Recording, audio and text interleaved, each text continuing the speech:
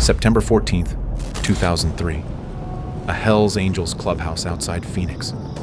30 bikers circle a man kneeling on a concrete floor. One presses a pistol to his temple. Another opens his shirt, checking for a wire. If they find anything, he disappears. They find nothing. They vote him in. They stitch a Hells Angels patch onto his back. He is now a member of the most violent motorcycle gang on Earth. But no one in that room knows he's a federal agent. His real name is J. Dobbins, ATF Special Agent. For 21 months, he lived inside the Angels. No wire, no extraction plan, memorizing drug deals, weapons caches, and murder confessions. His operation produced 55 arrests, the most successful biker infiltration in American history. The government gave him medals. Then it destroyed him. His protection was revoked. His family's cover was blown. His house was burned with his family inside. When he begged for help, they accused him of setting the fire himself. A federal judge later ruled the ATF targeted him as payback. How does a national hero become his agency's prime suspect? And what secret was the ATF willing to destroy him to protect? Tucson, 1987. J. Dobbins is 4 days into his career at the ATF. He has not received his first paycheck. He is lying on the floor of a trailer park in South Tucson with a .38 caliber slug lodged in his lung, coughing arterial blood onto linoleum. Fellow agents carry him to a car. The trauma surgeon who cracks his chest open is Dr. Richard Carmona, the same man who 15 years later will be appointed United States Surgeon General. Dobbins wakes with a drainage tube between his ribs and tells his supervisor he did not sign on to sit behind a desk. Then he rips the tube out and returns to duty. 4 days. 4 days is how long it took for J. Dobbins to learn that the job he signed up for could kill him and that death was preferable to irrelevance. 2 years later, Chicago. Dobbins is working an undercover gang unit when an arrestee floors a sedan into his legs and launches him across the hood. Both kneecaps shatter. Dobbins lands on asphalt, spine flat, and vision tunneling. The car accelerates away. From his back, he draws his sidearm and fires at the fleeing vehicle. The following week, he limps into the field office on metal leg braces and demands a new assignment. This pattern becomes the blueprint. Over the next decade, Dobbins racks up more than 500 undercover operations: gun stings, drug buys, prison riots, biker bar infiltrations. Every wound adds credibility. Criminals across the Southwest begin whispering a nickname: Jaybird, the agent who cannot die. The agent who bleeds but never quits. The man whose scars are proof he belongs in rooms where proof is measured in damage absorbed, not credentials displayed. He does not just collect scars. He weaponizes them. A limp from the Chicago incident becomes proof he has been through street wars. The bullet wound in his chest becomes a story he tells in dim bars to men who measure trust by the damage you have absorbed. In a world where resumes are written in scar tissue, J. Dobbins has a doctoral degree. A few years in, Dobbins and a partner walk into a Sons of Silence clubhouse wearing fabricated gang colors. The door locks behind them. A 6'9" enforcer lunges for the patch on Dobbins' jacket. Furniture splinters. For 15 minutes, they trade fists, elbows, and broken chair legs until Dobbins drives the man to the floor and knocks him unconscious. He stands over the body, bleeding from his eyebrow, and checks his own jacket. The fake patch is still stitched in place. Every scar Jaybird collects buys him deeper access to a world where violence is currency. But what is that currency costing the man underneath the alias? And how much of J. Dobbins is left when Jaybird finally takes the jacket off? At home, the ledger is already overdrawn. His wife Gwen and their 2 young children learn to read his face, the way a prisoner reads a guard, looking for signs of danger. When he is home at all, he is still Jaybird, coiled, aggressive, somewhere else. His son and daughter stop asking when Dad will play catch. Years later, Dobbins will admit the blunt truth: he was entirely selfish, and his family was afraid of him. Then, in 2001, the prize assignment arrives. A shootout between Hells Angels and Mongols at a casino in Laughlin, Nevada, leaves 3 bikers dead and 12 wounded on a crowded casino floor. The ATF decides to do something no federal agency has ever accomplished: place an undercover agent inside the Hells Angels at full patch level. They need someone reckless enough to volunteer and skilled enough to survive.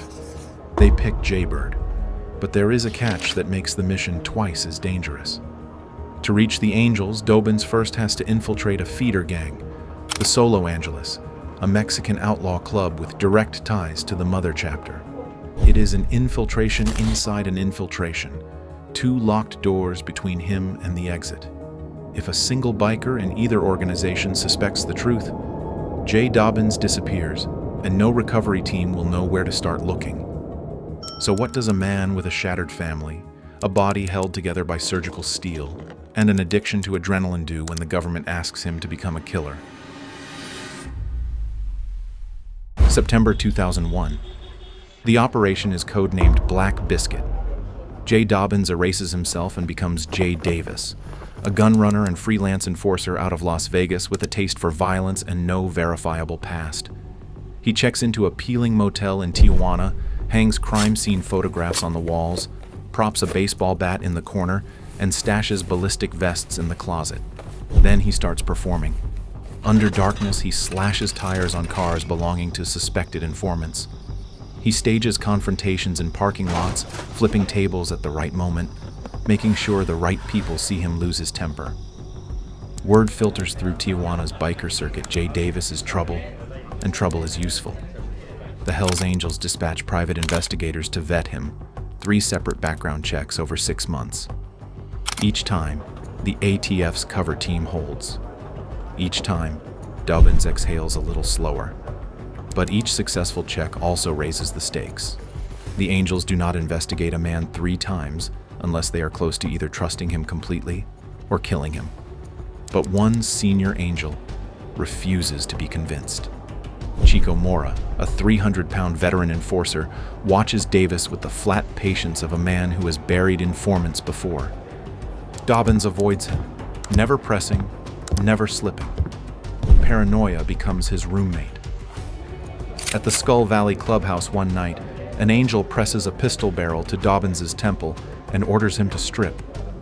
The club suspects every newcomer of wearing a wire. Dobbins unbuttons his shirt 1 button at a time, the muzzle dragging across his skin, until they find nothing and shove him aside. His heart rate does not return to normal for 2 hours. Then comes the moment the Angels demand proof that J. Davis has been killed. The ATF answers with theater. In the desert outside Phoenix, federal agents stage an execution. A kneeling figure, a rigged jacket soaked in pig's blood, cow brains scattered on the sand, shell casings placed for the camera. Dobbins lights a cigarette, fires a round, and agents photograph the aftermath from 3 angles. That night, he walks into the Hells Angels clubhouse with photos in hand. The room changes, applause, raised beer mugs. By midnight, the members vote. They stitch a patch onto J. Dobbins's back Skull Valley Hells Angels, full colors. He is, at that moment, the only federal agent in history to hold that rank. The thrill lasts about 4 seconds before the dread moves in. There is no extraction protocol for this depth. He is deeper inside than anyone at the ATF planned, and every day he stays increases the odds that the next background check will crack the cover. For 21 months, he rides with the Angels, attending church meetings, witnessing drug transactions, cataloging weapons caches, and mapping the club's hierarchy across 3 states. He rarely wears a wire. Almost everything rests on his memory and his nerves. Every Friday night ride could be his last if a single Angel runs his plate, checks a database, or simply decides that J. Davis asks too many questions.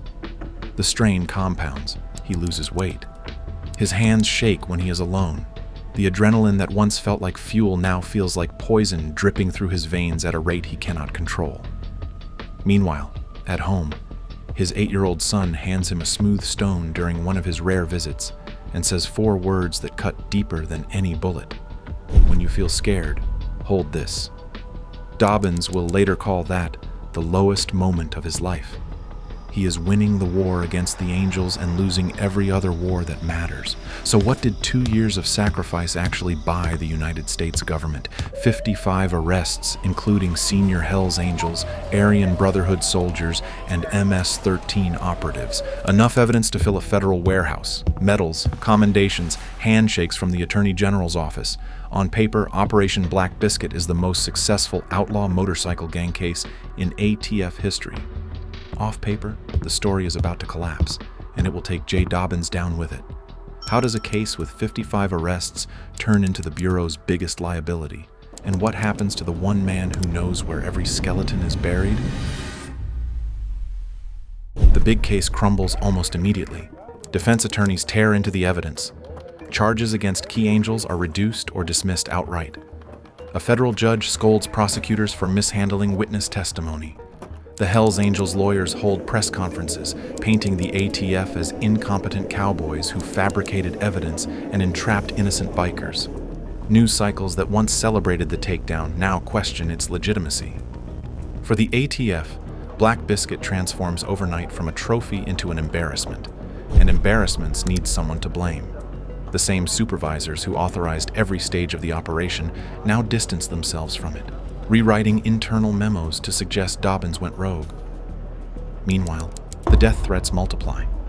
With Jay Dobyns' real identity now exposed in open court, every organization he infiltrated knows exactly who betrayed them. The FBI intercepts Aryan Brotherhood hitmen discussing how to snap Dobyns' neck. Gang members plot to burn him alive in his bedroom. MS-13 operatives laughing about the bounty. The threats are not abstract. They are specific. License plates, street addresses, the names of his children's schools. Intelligence analysts flag chatter about surveillance teams tracking his daily routes, cataloging his patterns the way Dobyns once cataloged theirs. In Phoenix, federal intelligence analysts log a $50,000 contract on Jay's head, signed by representatives of all three organizations. His phone rings with familiar voices. "We know where you sleep." Dobyns does what any agent would do. He begs the ATF and the Department of Justice for protection. He files formal requests. He calls supervisors. He writes memos. He reminds them of the promises made before he went undercover, that the Bureau would protect his family no matter what. What comes back is silence, then something worse. Emails go unanswered. Phone calls are routed to voicemail. Meetings are canceled without explanation. In the spring of 2008, without warning or documented justification, the Bureau strips the Dobyns family of every layer of security. The fake identities the government built for Gwen and the children are deleted. School enrollment records, church memberships, utility accounts, all reverted to their real names overnight. Internal reviews will later confirm there was no valid operational reason for the exposure. The agency that sent Jay Dobyns into a lion's den has now opened the cage door and shoved his family inside. Why would the ATF abandon the agent whose mission it publicly celebrated? The answer lives in a lawsuit, and in what that lawsuit threatened to drag into daylight. With no other option, Dobyns goes public. He sues the United States government, alleging that the ATF knowingly endangered his family by revoking their protection without cause. News cameras find him on courthouse steps. Reporters call him a whistleblower. Inside ATF headquarters, the word they use is different liability. Behind closed doors, supervisors who once approved his commendations now draft memos labeling him unstable. Former colleagues stop returning his calls. Police details assigned to his neighborhood quietly rotate elsewhere. The message is unmistakable. Jay Dobyns is no longer one of us. By the summer of 2008, Jay Dobyns occupies a position with no training manual covers. A man with 3 active death contracts on his head, no government protection, a pending federal lawsuit against his own employer, and a family exposed under their real names in the same city where bikers know his address. He sleeps in shifts. He checks the locks hourly. He drives different routes to the grocery store. He keeps a loaded weapon within arm's reach at all times, not because of criminals, but because the institution that is supposed to protect him has made clear it will not. And every single night, he waits for the sound that will confirm his worst prediction. On August 10th, 2008, at 2:17 in the morning, that sound arrives. Flames devour his house. Gwen carries the children out through a hallway filling with smoke. By dawn, ATF agents are sifting the ashes, not looking for the bikers who want him dead, but building a case that Jay Dobyns set the fire himself. The man who gave the government its greatest undercover victory is now its prime suspect. And the reason the ATF needs him to be found guilty has nothing to do with arson. It has everything to do with a scandal the Bureau cannot afford to let him expose. What scandal could be worth destroying a decorated agent? And how far up the chain does the order go? And when the people protecting the Bureau's secrets overlap with the people destroying its heroes, what does that say about who the Bureau actually serves? The wind tears through Tucson's empty streets that August night.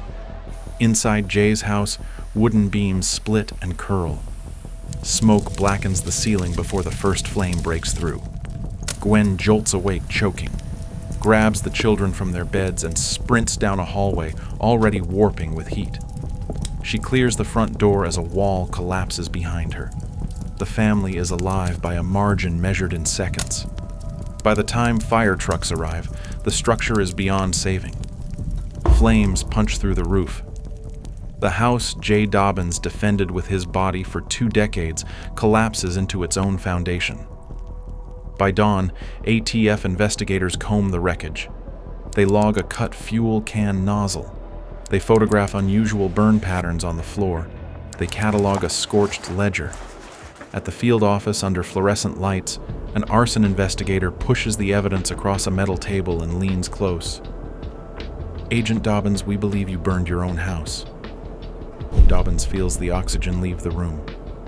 He has been shot, run over, beaten unconscious, stripped at gunpoint by Hell's Angels, and targeted for assassination by 3 criminal organizations, and none of it prepared him for this sentence from a man wearing the same badge. He answers the only way he can, "I risked my life for this Bureau. Why would I destroy my home?" But the investigators press on. An unexplained withdrawal here, a disputed insurance detail there, anything that fits the narrative they need. Years later, a federal judge will write the line that explains everything. In his 54-page ruling, Judge Francis Allegra of the U.S. Court of Federal Claims states that the ATF investigators knew he was not responsible for the fire and still allowed him to be treated as a suspect as a form of payback. Payback, the judge's word, not Dobyns's, for the lawsuit that embarrassed the Bureau. Payback for going public. Payback for refusing to disappear quietly. Payback for being the kind of man who would rather burn his career than his principles. But the arson investigation is a sideshow compared to what the ATF is actually protecting. In 2011, the scandal that Jay Dobyns' lawsuit threatened to expose detonates on its own. 2 federal agents, Border Patrol agent Brian Terry and ICE agent Jaime Zapata, are killed with weapons traced to Operation Fast and Furious, the ATF gunwalking program that allowed thousands of firearms to flow into Mexican cartel hands. The program was designed to track weapons to cartel leaders. Instead, it armed them. And when agents died from those weapons, the Bureau's instinct was not accountability, it was containment. Congressional hearings follow, Inspector General reports follow, and buried in the org charts, the supervisors who managed the Fast and Furious cover-up overlap with the officials who ordered the dismantling of Jay Dobyns' protection and directed the arson investigation against him. The connection clicks into place like a round chambering. Jay Dobyns was not punished for setting a fire. He was punished for being a man who sued, who talked to reporters, who refused to stay silent. At the exact moment when silence was the only thing protecting the Bureau's most catastrophic secret. His destruction was not personal. It was institutional self-preservation dressed in the language of an arson investigation. And the people executing it had already proven they were willing to let 2,000 firearms reach cartel kill teams rather than admit a mistake. What was one more ruined agent against that calculus? Dobyns watches his career reduced to ashes that mirror his house. His badges are gone. His name circulates in internal reports under the word unstable. Somewhere in Phoenix, the bikers who once feared Jaybird learn through their own channels that the ATF has turned on him. The irony is bitter enough to taste the criminals Jay Dobbins infiltrated now have a common enemy with the agency that sent him in. But Jay Dobbins still has one weapon the ATF cannot confiscate: the documented record of everything they did, 641 pages of it, preserved in federal filing systems the Bureau cannot reach. And he intends to put every page in front of a judge. Can one man, stripped of his badge, his protection, and his career, beat the full legal machinery of the United States government in open court? A courtroom in the U.S. Court of Federal Claims, Washington, D.C. At one table, Jay Dobbins in a gray suit, his attorney, and a single paralegal. At the other 6 Department of Justice lawyers and 2 paralegals. The imbalance tells you everything about what is at stake. Dobbins stands and methodically disassembles the Bureau's version of events. He presents transcripts of internal ATF communications in which colleagues discuss killing him. He submits 641 pages of documentation proving that every promise of protection was made and broken. He enters into evidence photographs of his burned house, medical records from surgeries dating back to 1987, and a small, smooth stone his son once pressed into his hand. The government's attorneys counter with everything they can dredge: old social media posts, questions about his mental state. None of it lands. Dobbins remains composed on the stand. After weeks of testimony, Judge Francis Allegra issues his ruling in 2014. 54 pages. He opens with a quotation from Othello, the passage about a man whose good name is stolen. Allegra calls the ATF's conduct misfeasance and declares that the government systematically violated its duty of care to Jay Dobbins and his family. He writes that ATF investigators knew Dobbins was not responsible for the fire and targeted him anyway as retribution. He awards $173,000 in damages. For a brief window, it feels like vindication. Then the Department of Justice appeals. During the appeals process, a bombshell detonates. Judge Allegra discovers that DOJ attorneys engaged in misconduct during the original trial, instructing ATF officials not to investigate the actual cause of the fire, because doing so would damage the government's legal position. Allegra issues a second ruling declaring fraud upon the court, voids the original verdict entirely, and removes the offending attorneys from the case. But institutional machinery grinds slowly and forgives its own. In 2019, the Federal Circuit Court of Appeals rules against Dobbins. No damages, no official victory. The Supreme Court declines to hear the case. Legally, the man who infiltrated the Hells Angels loses. Except he does not lose everything. Judge Allegra's 54-page opinion is a public document. The Inspector General's reports are public documents. The congressional testimony is public record. The fraud on the court finding is case law. None of it can be redacted, reclassified, or made to disappear. The ATF can strip Jay Dobbins of his badge, his protection, and his pension. It cannot strip the judicial record that names what was done to him. Dobbins walks out of the courthouse into a Washington evening. He does not have a check. He does not have a badge. He does not have a pension or a career. He has a smooth stone in his pocket and a ruling that says, in the permanent language of federal law, that his government betrayed him. Jay Dobbins did something no other federal agent has done before or since. He earned the full colors of the Hells Angels, survived assassination contracts from 3 criminal organizations, and gathered enough evidence to put 55 people in handcuffs. The only thing he could not survive was the institution he served. The ATF decided that his silence was worth more than his sacrifice, more than the 21 months he spent sleeping in biker clubhouses, more than the bullet scar on his chest, more than the children who grew up afraid of their own father. He refused to be silent. That refusal cost him everything the government could take. It also preserved the one thing the government could not record of what happened. If you want to see what happens when the same government protects a con man who nearly triggered World War III, watch the video on screen now. A casino surveillance tech with a gambling problem convinced the CIA his software could decode Al-Qaeda messages hidden in Al Jazeera broadcasts. got top-secret access, nearly shut down international flights, and triggered debates about shooting down passenger planes. French intelligence proved his intel was impossible, but instead of prosecuting him, the government buried the scandal and let him walk free. Click here.